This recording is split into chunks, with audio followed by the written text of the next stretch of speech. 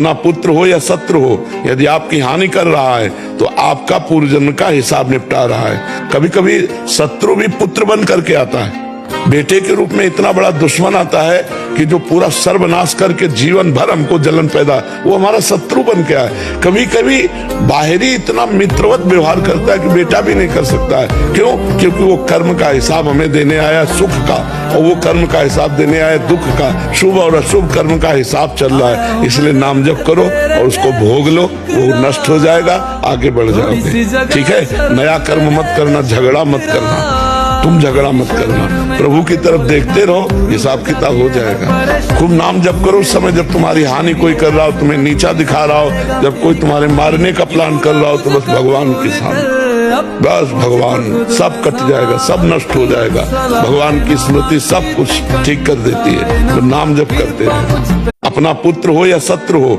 यदि आपकी हानि कर रहा है तो आपका पूर्व जन्म का हिसाब निपटा रहा है। कभी कभी शत्रु भी पुत्र बन करके आता है, बेटे के रूप में इतना बड़ा दुश्मन आता है कि जो पूरा सर्वनाश करके जीवन भर हमको जलन पैदा, वो हमारा शत्रु बन के आए। कभी कभी बाहरी इतना मित्रवत व्यवहार करता है कि बेटा भी नहीं कर सकता है। क्यों? क्योंकि वो कर्म का हिसाब हमें देने आया सुख का, और वो कर्म का हिसाब देने आया दुख का। शुभ और अशुभ कर्म का हिसाब चल रहा है, इसलिए नाम जप करो और उसको भोग लो, वो नष्ट हो जाएगा, आगे बढ़ जाओगे। ठीक है, नया कर्म मत करना, झगड़ा मत करना, तुम झगड़ा मत करना, प्रभु की तरफ देखते रहो, हिसाब किताब हो जाएगा। खूब नाम जप करो उस समय जब तुम्हारी हानि कोई कर रहा हो, तुम्हें नीचा दिखा रहा हो, जब कोई तुम्हारे मारने का प्लान कर रहा हो, तो बस भगवान के सामने, बस भगवान, सब कट जाएगा, सब नष्ट हो जाएगा। भगवान की स्मृति सब कुछ ठीक कर देती है, तो नाम जप करते रहो।